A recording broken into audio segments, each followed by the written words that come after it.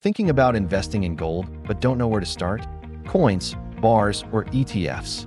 Let's break it down in the next 3 minutes. If you're looking for a tangible asset, gold coins might be your answer. Think of famous ones like the American Eagle or the Canadian Maple Leaf. What makes them great? Well, they're highly collectible, adding potential numismatic value on top of the gold price. Plus, they're generally easy to sell or liquidate when you need cash. However, there are a couple of things to keep in mind. Coins usually come with higher premiums over the spot price of gold, meaning you pay a bit extra for the craftsmanship and design. You'll also need a secure place to store them, like a safe deposit box or a home safe, which can be an added expense. Now let's talk about gold bars. When you picture gold, you probably imagine a stack of these shiny bricks. The biggest advantage of buying bars is that they typically have lower premiums compared to coins, especially when you buy larger sizes.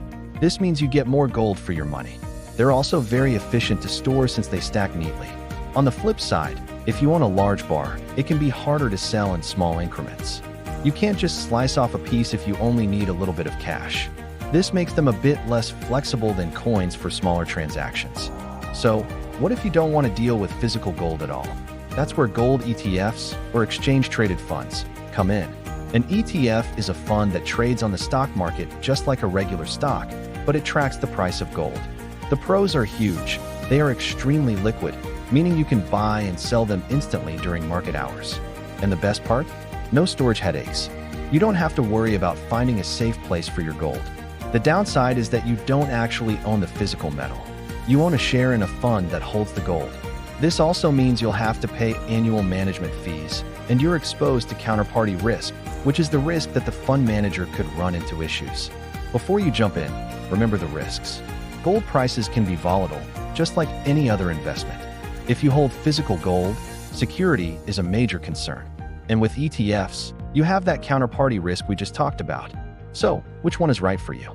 It really depends on your goals. Coins are great for collectors who want flexibility. Bars are ideal for large-scale investors focused on low costs.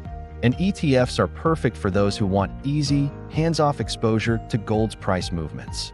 Do your research and choose the option that best fits your personal investment strategy. Thanks for watching, and don't forget to subscribe for more financial tips.